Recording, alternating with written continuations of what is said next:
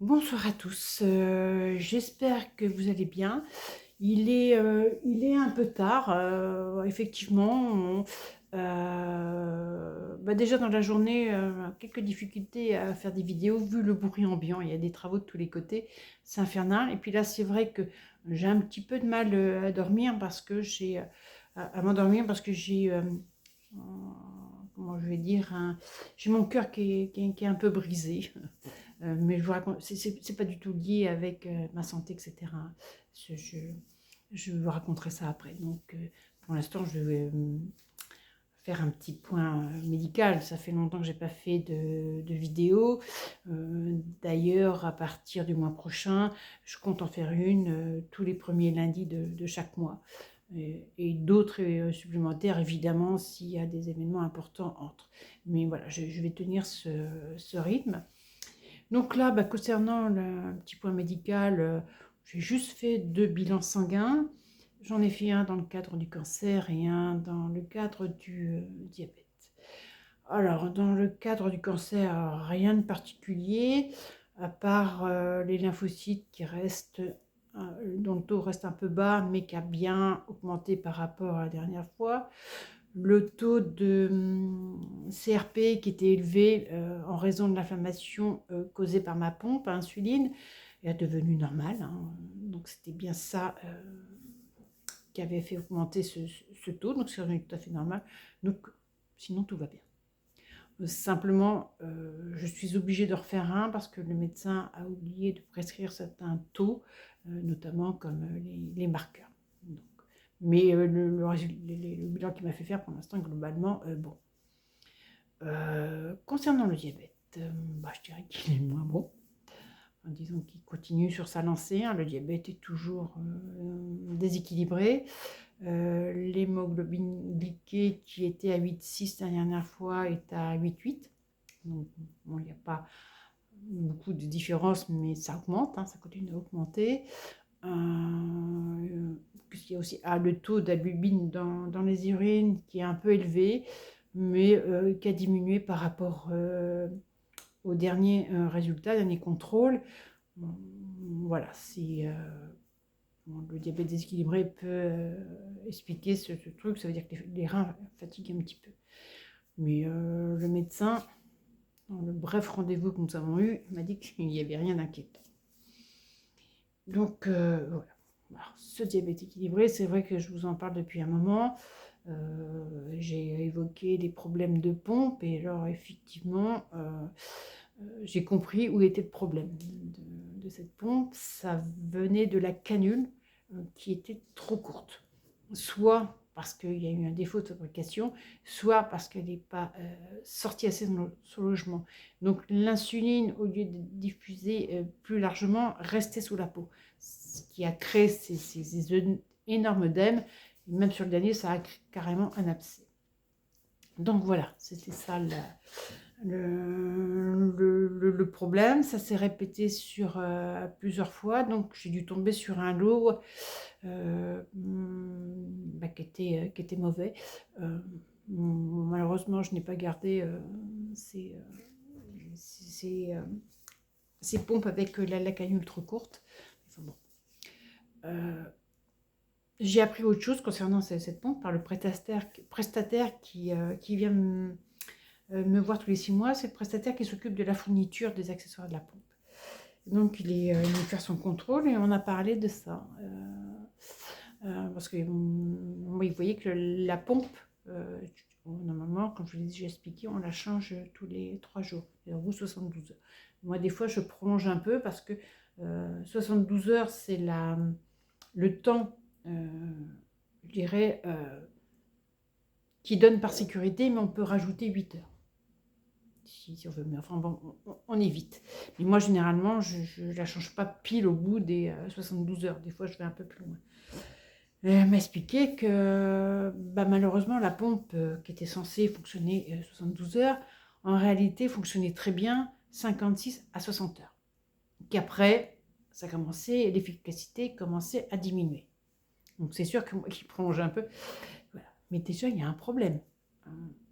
Quelque chose qui est censé durer 72 heures, dire que 60, tout en sachant que normalement, cette pompe, enfin, ce pod, vous savez, j'ai expliqué, c'est ce patch hein, qu'on colle.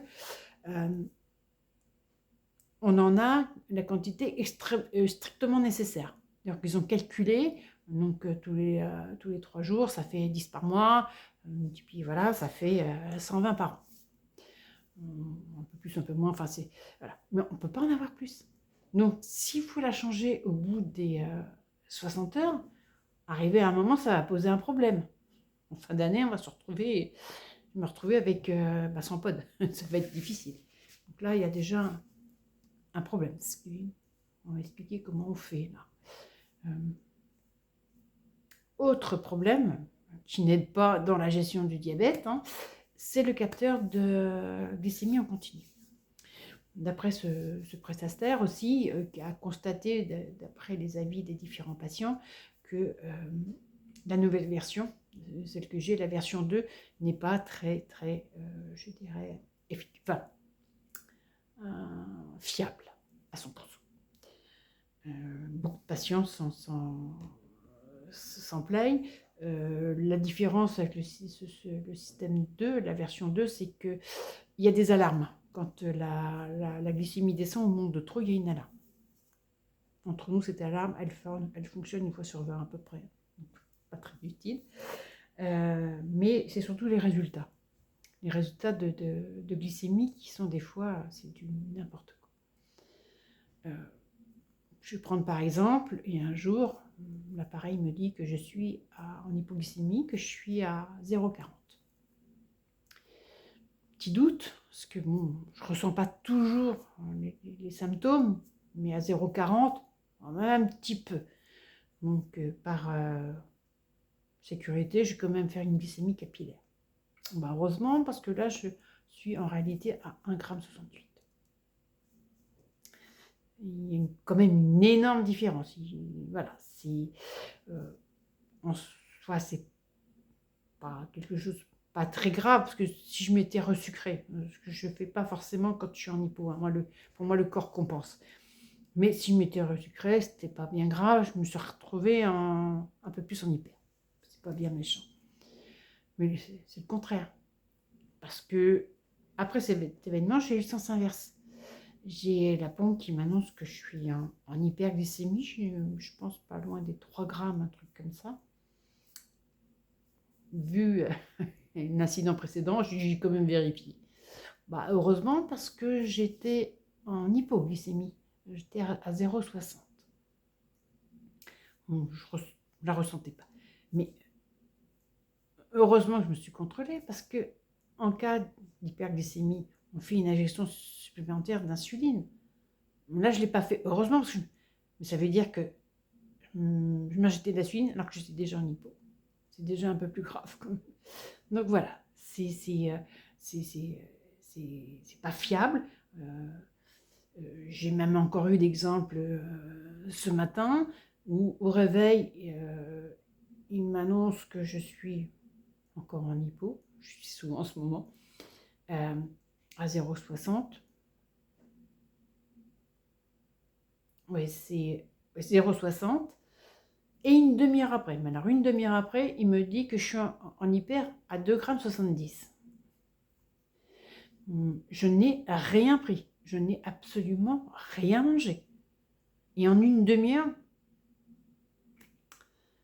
à part, je vais dire, m'injecter du glucose, donc il y a quelque chose qui ne va pas. Lequel des deux, j'ai pas fait de contrôle de glycémie capillaire après. Ça commence à m'agacer un petit peu d'ailleurs. Mais je ne sais pas laquelle, l'hypo ou l'hyper qui était faux. Donc voilà. Donc avec ces deux systèmes, la pompe qui n'est pas fiable à 100%, le capteur des glycémies qui n'est pas fiable à 100%, et loin de là, je fais comment pour essayer de contrôler mon diabète? Je fais comment? Je reviens en arrière, c'est-à-dire je reprends je me fais mon insuline au stylo. Voilà, à l'époque, il fallait que je fasse 6 piqûres par jour. Et puis la glycémie, je la contrôle en me piquant au bout de doigt. Où est le progrès dans ces cas-là? On ne peut pas d'un côté m'apporter un certain confort et puis me dire après il faut que je revienne en arrière. pas très logique tout ça. Et puis là, franchement, je ne suis pas aidée, quoi. Euh, parce que, dire, est-ce que vous en avez parlé à votre diabétologue? Oh, oui, enfin, oui et non. J'ai eu mon rendez-vous avec le diabétologue. Je l'ai eu par téléphone parce que, à l'origine, c'était en physique, mais malheureusement, je n'ai pas pu me rendre à Paris. Donc, ça s'est fait par téléphone. Moi, ça me dérange pas, hein. Je veux dire, il n'y a pas d'examen clinique spécifique quand on va voir un diabétologue. Mais alors, c'est un rendez-vous qui a duré un quart d'heure. Pour un rendez-vous qui a lieu une fois par an, il faudra m'expliquer comment, un quart d'heure, on peut bien analyser tous ces résultats, machin. L'avantage, c'est qu'avec ce système de glycémie en continu, le médecin a accès à l'application qui enregistre les résultats. Donc, il voit tous les résultats. Mais le problème, lui, il voit des glycémies. Mais en face, il ne sait pas, par exemple, s'il avait vu ce matin, j'étais en hypo, qu'une demi-heure après, je suis en hyper, il m'aurait dit, vous avez trop sucré. Vous aurez pensé que je m'étais trop resucré, alors que je ne l'ai pas fait. Mais ça, je n'ai pas pu échanger là-dessus. J'ai pas pu échanger. J'ai évoqué le problème avec la pompe, en disant que c'était la canule qui était trop courte. Ça n'y a pas fait plus d'effet que ça, quoi. Je veux dire, alors oui, effectivement, on m'a proposé la pompe, ce qu'on appelle la pompe en boucle fermée. Mais ça, ils n'arrêtent pas avec ça, ça fait déjà un moment, moi je n'en veux pas. La pompe en boucle fermée, pour résumer, pour faire simple, c'est la pompe qui fait tout. Voilà. C'est elle qui décide quand ajouter de l'insuline, quand l'arrêter, quand on fait des bolus, quand... voilà. Et en plus, c'est une pompe avec une tubulure. Il y a la télécommande qui est reliée, et puis il y a le patch, et puis il y a la tubulure entre les deux. Moi, actuellement, j'ai le patch et la télécommande sans fil. Moi, ça ne m'intéresse pas, la tubulure. Et puis, donc vous croyez que je vais faire confiance à une pompe qui décide toute seule, alors que déjà avec celle-là, ça se passe pas très bien. Donc voilà, voilà, alors, diabétologue, je lui en veux pas. C'est pas vraiment de sa faute. Le pauvre, moi je l'ai senti au bord du burn-out. Il était épuisé, je le sentais épuisé mentalement. Il n'était même pas au courant que, concernant les ordonnances pour les soins de pédicure, que les pédicures, justement, avaient le droit maintenant de les renouveler. On n'était pas obligé de passer par le diabétologue. Le diabétologue fait la première ordonnance pour les prescrire et les renouvellements est fait direct. Ça, il n'était pas au courant. Il n'était pas au courant non plus que le lecteur de glycémie, enfin glycémie en continu, on n'était plus obligé de scanner le capteur, que la lésion se faisait direct, il suffisait de regarder son écran et la glycémie était affichée. Il n'a pas le temps. Il n'a pas le temps de faire tout ça. Il n'a pas le temps d'accorder de faire des consultations moi, une consultation, là, il faudrait qu'elle dure 3/4 d'heure à peu près, pour pouvoir bien analyser tout ce qui se passe. En un quart d'heure, on ne peut pas discuter, on peut pas... voilà, c'est pareil, le capteur, il m'en a proposé un autre, mais voilà, le truc, il est énorme. Je veux dire que moi, le capteur que j'ai, c'est une pièce de 2 euros. L'autre, il me propose un truc, enfin, voilà, et puis, pareil, si je prends ça, longtemps je le prends, j'accepte tout ça. Mais quel suivi je vais avoir? Comment je fais avec ce nouveau matériel? Qui va m'aider? Il va falloir que je gère toute seule, qu'on va me lâcher dans la nature et puis je me démerde. J'aime bien être autonome. C'est vrai que je ne cours pas après les médecins, mais je pense qu'il y a quand même un minimum. Voilà, ça c'est... Donc après, on va me dire pourquoi je vais sur Paris.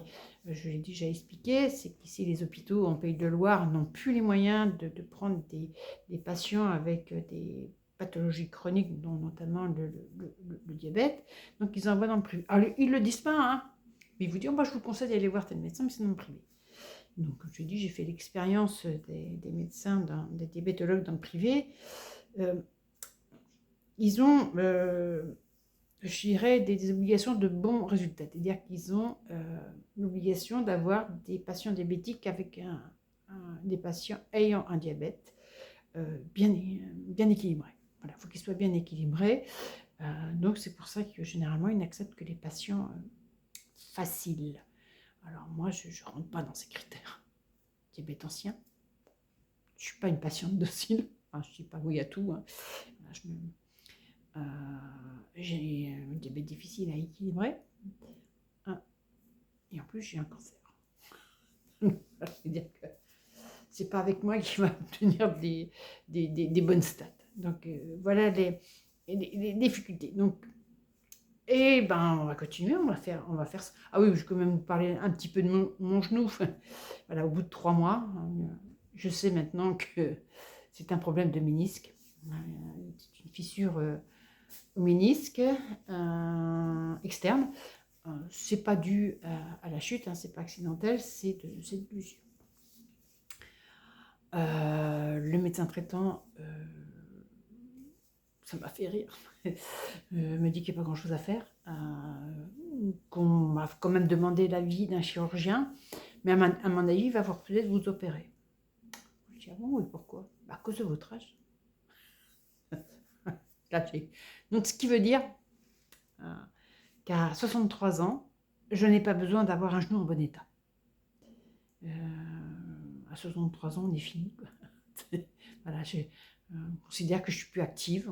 Enfin, je sais pas. Je m'en fous. Hein. Je veux pas me faire opérer de toute façon. Mais c'est le prétexte. Moi, ça m'a fait. Voilà. Puis de toute façon, l'avis du chirurgien, je l'aurai dans 2 mois. Oui, 2 mois, parce que j'ai rendez-vous début décembre. Donc voilà. Elle m'a dit aussi, il faudra peut-être envisager de faire une ponction, parce qu'il y a beaucoup de liquide. Je suis sûre que dans 2 mois, la ponction, ça va être utile. Alors, donc voilà, pour vous dire que je suis en Vendée, c'est pourtant un département qui est dynamique, mais c'est un petit peu un désert médical. Parce que le médecin traitant m'a dit aussi, je vous enverrai bien un rhumatologue, mais il dit en Vendée, il n'y en a pas. Donc là, c'est vite fait. Donc voilà, sur le point médical, donc comme je vous l'ai dit, je dois passer à nouveau un autre bilan sanguin et aussi je dois faire une échographie. On verra ça, il n'y a pas d'urgence. De toute façon, ici, vu les délais, voilà, c'est ça peut-être dans 3 mois, je sais pas. Mais je ne m'inquiète pas plus que ça. Moi, je veux juste faire un petit point sur... je voulais lire une citation de Jean Serré parce que ça, je pense que ça me correspond bien. Je vais vous la lire. Si tu choisis l'authenticité, la simplicité et la liberté d'être, sois prête à te faire exclure et mépriser, car c'est un privilège que peu de personnes dans le monde de la norme et du paraître peuvent ou osent s'offrir. Voilà, moi c'est surtout le terme norme.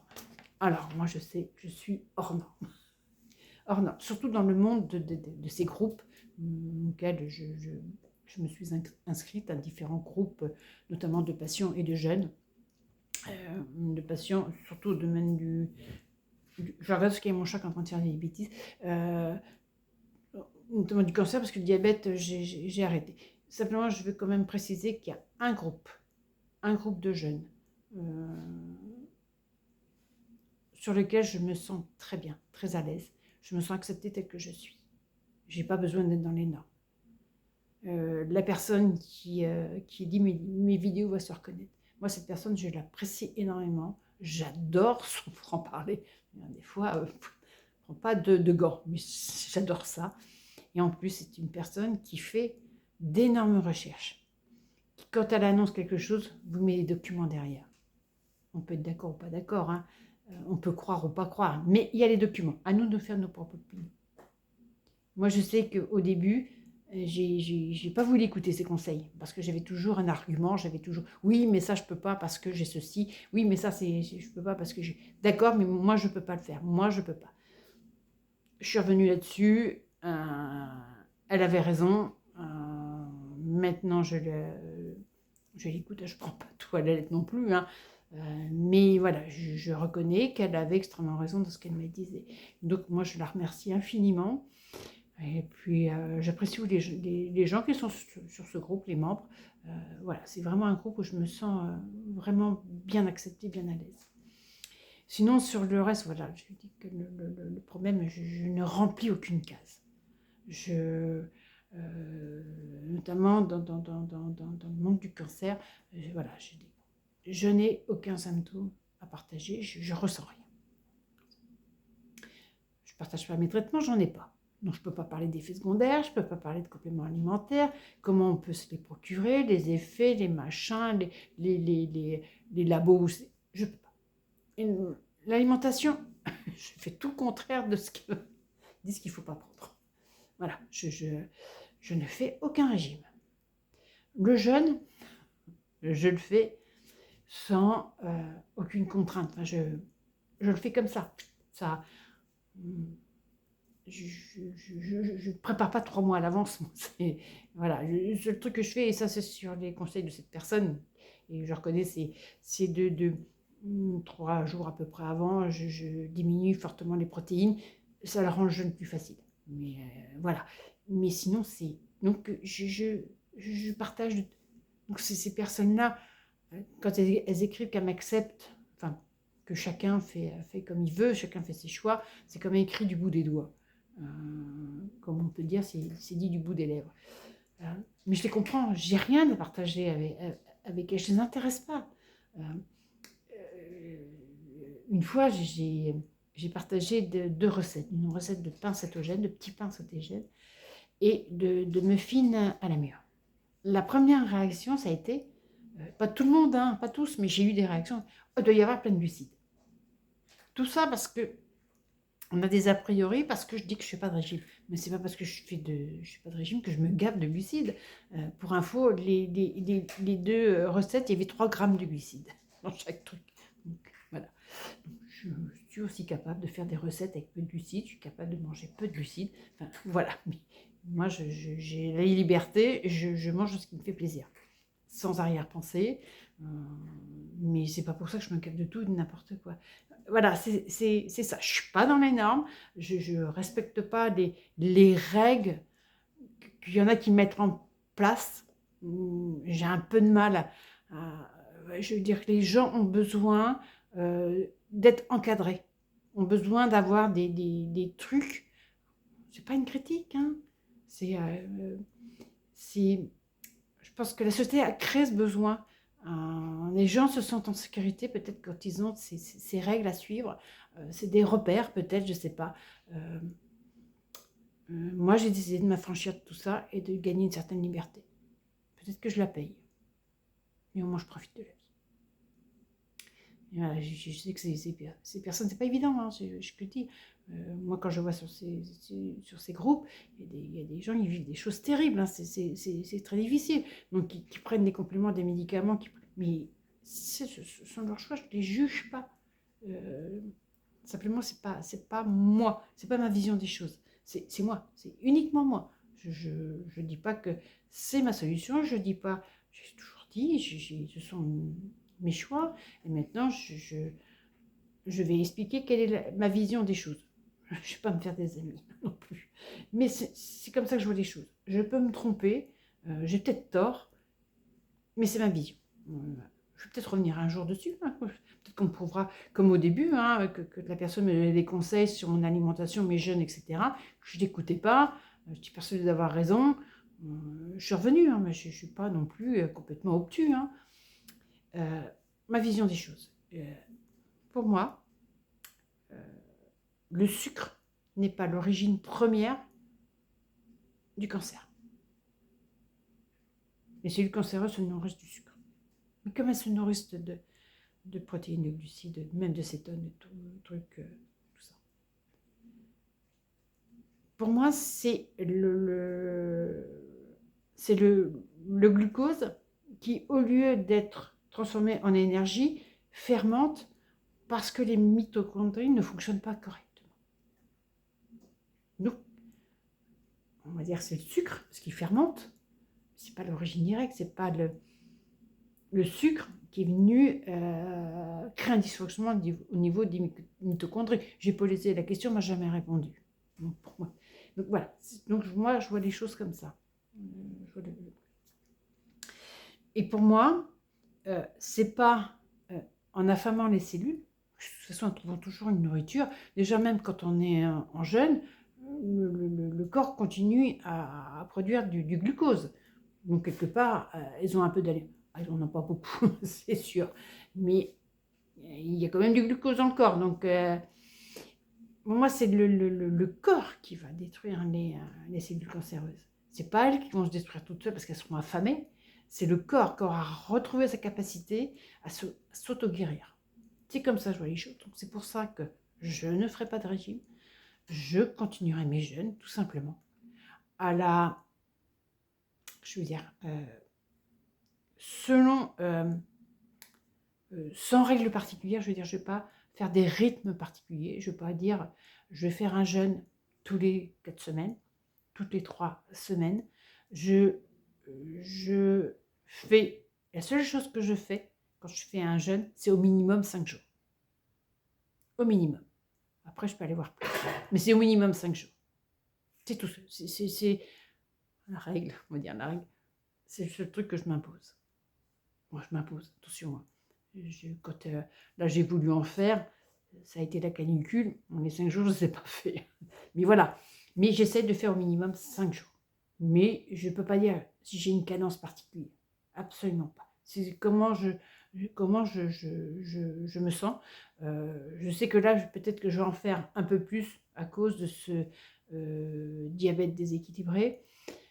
Et aussi pour essayer de réparer mon genou, le ménisque. Je fais également des cataplasmes d'argile. Voilà. C'est tout ce que j'avais à dire. Hein. J'avais envie de dire ça. J'ai envie de partager ce fait de cette liberté que je prends. Voilà, n'est pas toujours très très bien perçu, je dirais. Enfin, voilà. Être hors norme, hein, je pense que beaucoup de gens sont comme ça dès qu'on n'est pas dans les clous, dès qu'on ne remplit pas les cases. Voilà, c'est pas ça. Je voulais vous parler aussi je vais récupérer ma petite minette. Nougatine. Je voulais vous parler, juste faire un petit bref, parce que ça, il faut que j'échange, là, il faut que je pousse un coup de gueule concernant ce qui m'a brisé le cœur. Je reviens, je vais la chercher.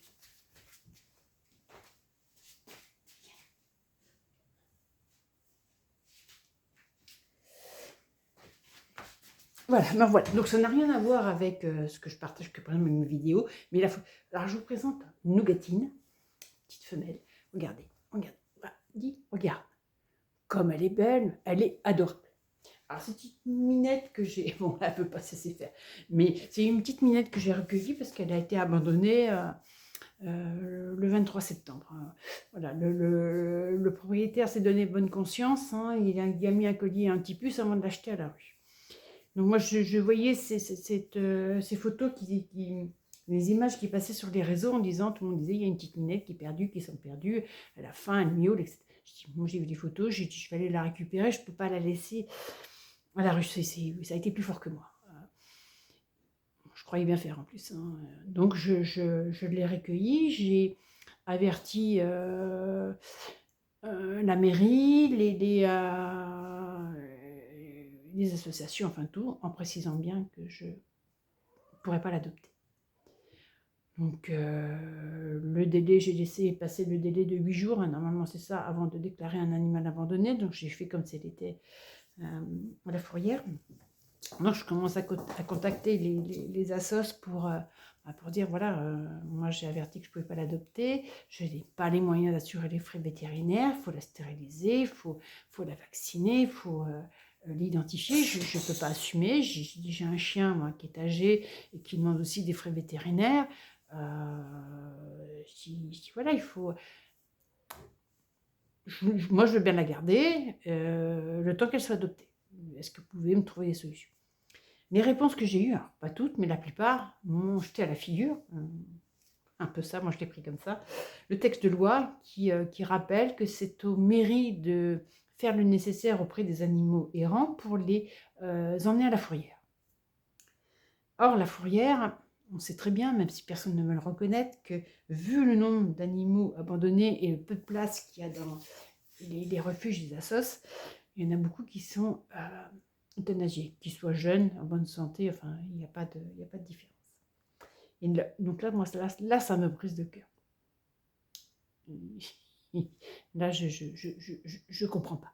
Je comprends pas. Si faut qu'elle passe par la fourrière pour être adoptée, alors je vais être dure, autant l'euthanasie tout de suite. Si c'est ça. Et là, non, je suis écœurée. Je peux comprendre, je peux pardonner beaucoup de choses, mais là, au niveau des animaux, c'est comme les enfants, c'est pareil. Hein. Mais là, je peux pas. Moi, je croyais bien faire. Euh, je me suis dit, moi, les refuges, ils ont pas de place, ils ont des problèmes, je vais la garder chez moi. Et puis voilà. Bah non. Bah non. Donc là, c'est vrai. Mais bon, là, entre-temps, je vais un peu mieux parce que il y a quelqu'un qui accepte de l'accueillir. Là, j'ai appris tout récemment. Donc là, ça me soulage. Mais voilà, je peux vous dire que pendant un moment, je n'étais pas bien. Même là, si je vais avoir le cœur brisé, parce qu'il faudra que je m'en sépare, je commence à m'attacher à elle. Mais là, franchement, je ne comprends pas. Je ne comprends pas cette attitude. Et oui, oui, les associations, il y a plein d'abandons. Il y a plein d'animaux qui sont comme ça jetés, enfin, maltraités, etc. Mais vous ne réfugiez pas derrière la loi, quoi. Il y a d'autres solutions. Il y a d'autres solutions parce qu'il y a la possibilité de contourner cette loi par le biais de familles d'accueil. Voilà. À ce moment-là, on m'a proposé d'être famille d'accueil provisoire. Je ne sais pas quoi je suis en train de faire d'ailleurs. Hein. Je ne suis pas reconnue, mais c'est ce que je suis en train de faire. Mais je n'ai pas de nouvelles. J'ai pas de nouvelles. Donc moi, c'est important pour cette minette qu'elle soit adoptée rapidement. Voilà, ça va être encore un traumatisme pour elle. Même si elle tombe dans une bonne famille, mais il ne faut pas qu'elle s'habite trop à moi. Puis moi, que je m'attache trop à elle, mais bon, je savais ce que je faisais, hein. Je savais que je serais obligée de m'en séparer. Donc voilà, mais là, je sais plus, voilà. Bon, je vais mieux, je suis contente, puis elle va être bien, elle va être dans une ferme, ça va être très bien. C'est une très belle, je la connais cette ferme, et voilà, ils font ferme, hein, ils font aussi gîte, hein. Ils accueillent des pèlerins qui font chemin de Compostelle, donc voilà, ils vendent des produits et tout. Elle va être très bien, mais je suis soulagée. Mais voilà, fallait, fallait que je le partage, fallait que voilà, ça sorte, un petit coup de gueule comme ça. Bah, sur ce, je vais quand même essayer d'aller dormir, hein, maintenant que je suis rassurée sur son sort. Bah, je vous souhaite une bonne nuit et puis je vous dis à bientôt.